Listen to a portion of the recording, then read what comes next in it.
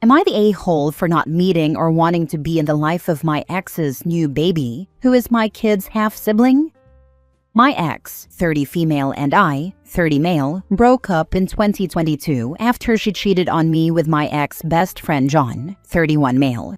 Ex and I have 2 kids, ages 8 and 6, who we have 50-50 parenting time with, and shared legal and physical custody after DNA proved they were mine. Ex and John were together until December 2024, when John found out she had cheated on him. She was pregnant and paternity of the baby was in question. John tried reaching out to me about it, but I continued to ignore him like I had while he was with my ex. He and I will never be friends again. My ex gave birth in February, and paternity is still in the air and they're awaiting a DNA test result. John has had nothing to do with the baby yet because he refuses to be in the child's life unless the child is his. I don't know about the other guys. I don't even know how many there are. My ex's parents always handled exchanges with our kids, so there was less tension around the kids. But after my ex gave birth, they started suggesting I meet the baby and putting it out there that I'll always be a part of this child's life, and how their newest grandchild could do with someone like me in the picture. I told them it was a shame their daughter didn't consider that before she cheated on me. They told me it wasn't the innocent baby's fault, to which I rolled my eyes at them and said it can't be the baby's fault, but the baby isn't mine or family to me. They didn't like that, and when they found out I did nothing and bought nothing for the baby after it, I don't know if my ex had a boy or girl, were born. Ex's parents gave me a hard time about it, and I told my ex if it continued, I would file a modification with the court for someone else to be nominated to handle exchanges. She told me I was being a prick. I have documented everything, but these comments are now said when we see each other at the store or on a street, instead of during exchanges, which is smart. My ex reached out and asked me for $500 to buy a formula and diapers and some rash treatment for the baby the other week, and I quickly said no. The kids were with me, so I knew immediately it wasn't for them. She asked a second time, and I told her my answer had not changed. Ex's parents tracked me down when I was buying paint the next week, and they unleashed all this anger about my refusal to be in the baby's life, or even meet the baby. They said John won't be a good father, whether he is or isn't, and nobody else wants to know. But I'm already a dad, and the kids could be raised together. But I won't even be an uncle for this child, and they said how selfish I am, and what a piece of trash I'm being, when they know I can be better. That I am the father of this baby's half-siblings, and how my kids will never embrace the baby if I don't. I think it's crazy to expect me to have anything to do with this child, especially to expect me to embrace and love this child. Baby is innocent, but I am not a member of their family. They are my children's half-sibling, but it doesn't mean they are my child or anything by association. This is how I see it anyway. And for anyone who asks, I am still documenting and I'm discussing the next steps with my attorney over contact and exchanges. Am I the a-hole? Now for the top comments.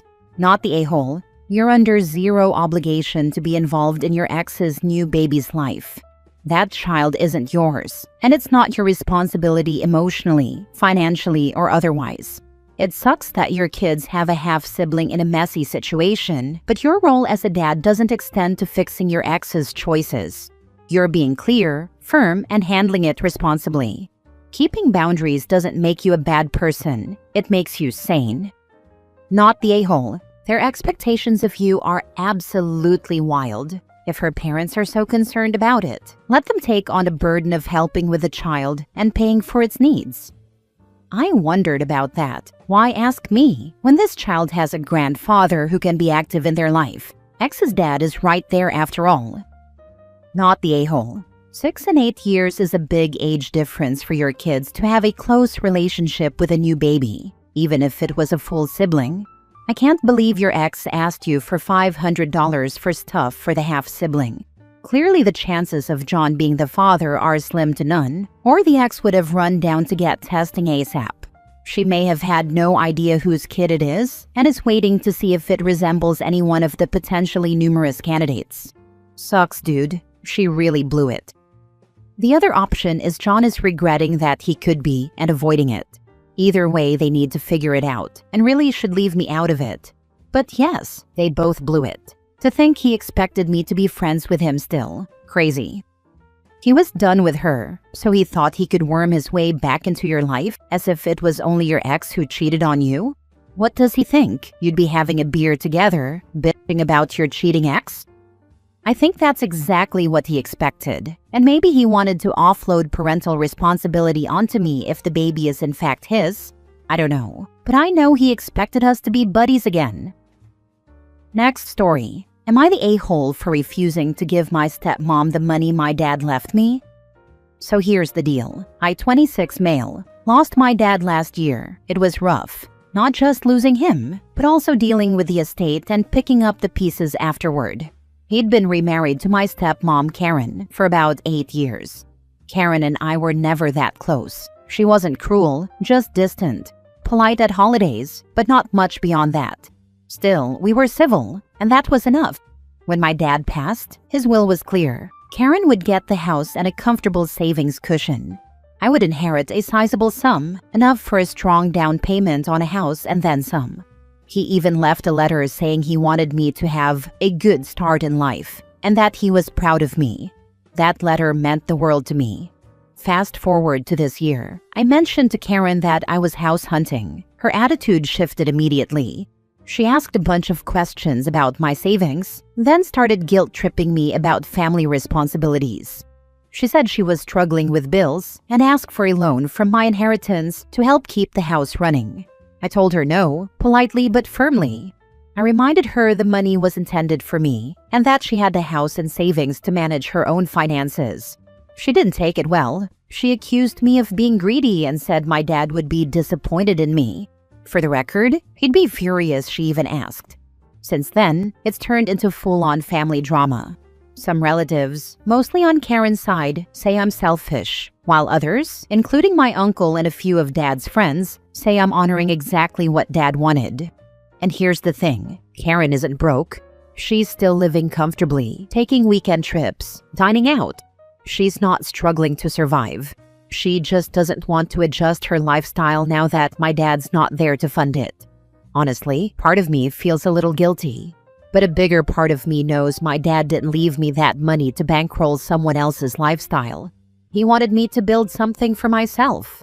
So, Reddit, am I the a-hole for saying no? Don't give her a cent. She is being ridiculous. She's trying to manipulate you emotionally. Your dad's wishes should come first. He stated pretty clear in his will.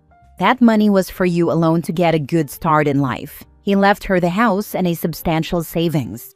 I think she's blown through that money and now hitting you up for your money. So sorry, honey, but you're not entitled to OP's money. 1. She is or was correct. Family comes first. 2. She is no longer your stepmother. Your father is deceased. 3. You're following your father's instructions. Family comes first. Therefore, purchase your house first. The sad part is, she is trying to recruit others to back her up. Stepmom is weird for an 18-year-old anyway. My mother remarried when I was 20, and her partner was never my stepdad. I was an adult by then. For my wife, it was the husband of her mother. My stepmother has been called that for decades because we fall into habits. Legally speaking, she isn't. My father is deceased, but she isn't someone to act selfishly either. I think it really depends. I adored my stepfather who didn't come into my life until I was 18. But he never tried to force a relationship, was very good to my mother, and was never anything but kind and helpful. It didn't happen overnight, but gradually. Next story. Am I the a-hole for not disclosing to my housemates that my family has money and refusing to pay more monthly? This happened in Brazil, but I'm posting here so my friends don't find it. I, 23 female, live with 7 other people, 2 girls and 5 boys. One of them is my boyfriend. We are all between 22 and 25. We started renting together 3 years ago, when we were all in the same university and just kept doing it. We split rent and utilities equally. We are all at least friendly with each other and regularly have parties or travel together, but we are not all that close. Recently, during a party, we were all a bit drunk and were talking about funny stories from our families, and I commented that I studied in a very elite school in our city. One of the boys, Jay, 25, was very surprised because it is a very expensive school. He started asking me questions about the way I grew up and eventually just said, "Wow, you are rich." I thought that was it, and we kept having fun.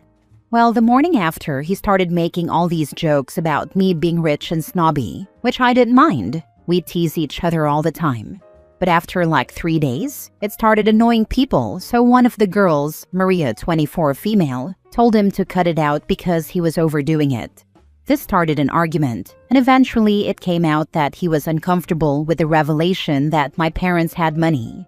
We started talking about it. It was super awkward because it sucks having a serious conversation at breakfast, and he said that he truly felt betrayed because he thought we were all broke and that to make things fair, I should have been making bigger contributions to the house funds. I said that I understood he was upset, but that I couldn't really afford paying the amount he was suggesting, 1,800 Brazilian real.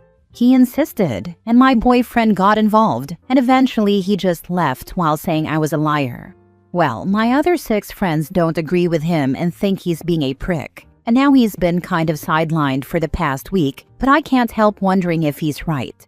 I never lied about how I grew up, but I knew that just the fact both my parents have a master's meant that I grew up better off than everyone else from this group, and I kind of avoided commenting about it because I thought it was awkward. Most people knew, but apparently Jay and our other friend didn't. Am I the a-hole for not paying more? Now for the comments. Info. Do you have more space in the place you rent, like a master bedroom when the others are smaller? Do you and your boyfriend share a room? Do you use more resources, eat more, run more things that drive up the utility bills? If the answers are no, yes, and no, not the a-hole. But your roommate is. And also hella entitled.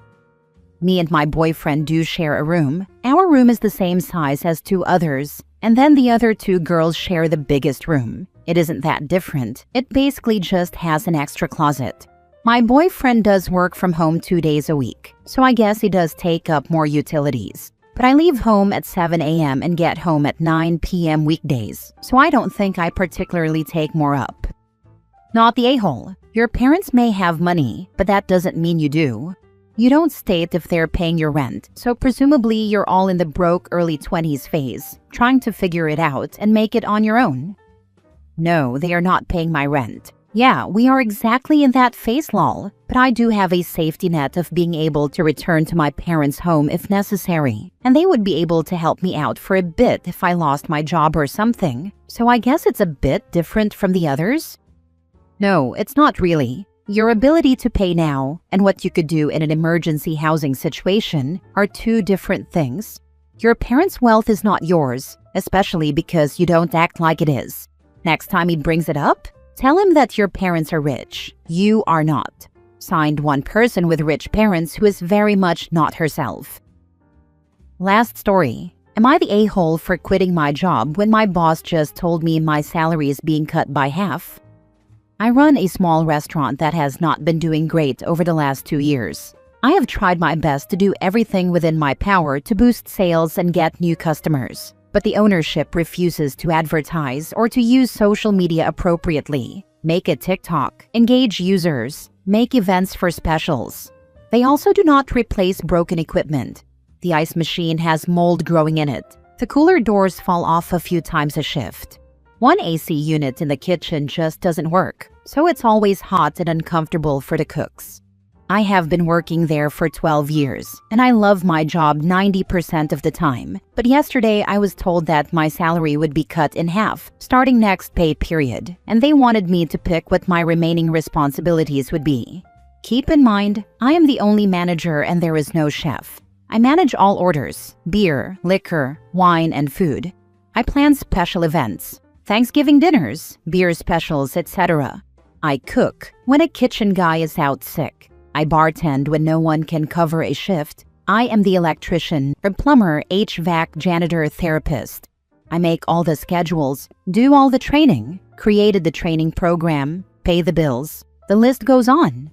The owners take extravagant trips yearly, like going to the Paris Olympics or Scotland for a week. They spent 3 months in Europe 2 summers ago while I ran their business.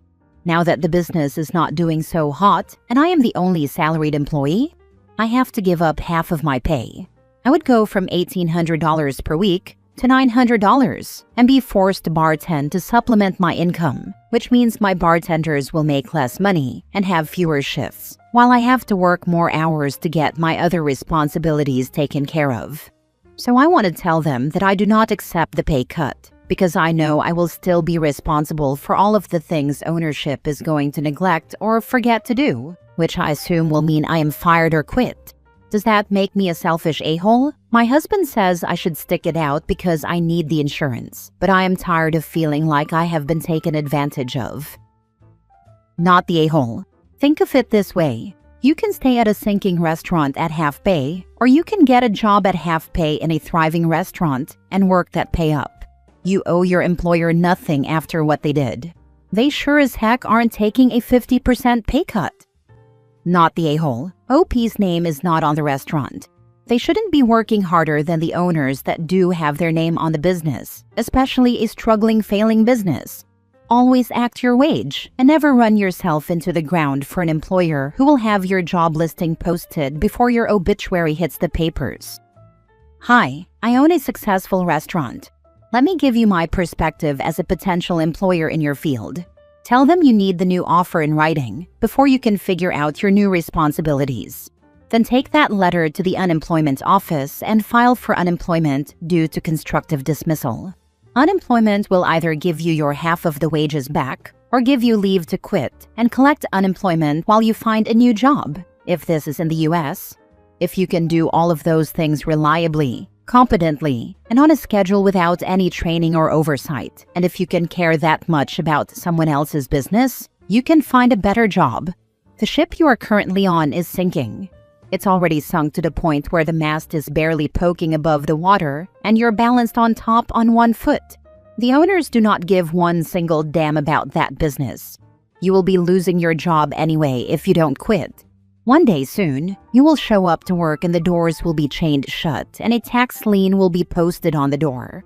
If you do decide to keep your job for the insurance, do exactly half the work you're doing now and give zero fucks about the rest. Don't do work you aren't paid for.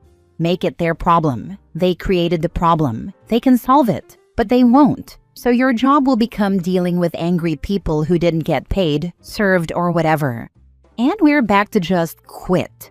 Please, for the love of justice and sanity, do not continue to keep this business running for $900 a week. They do not deserve that from you. Not the a-hole. To add to this, when you do quit or are constructively dismissed, and they call you back a month later begging you to come back to work, assuming they haven't just shut down, you ask for a 50% raise. They won't go for it, of course, but it's grounds to negotiate a pay raise, accommodating a job that would normally require the skills of an entire team.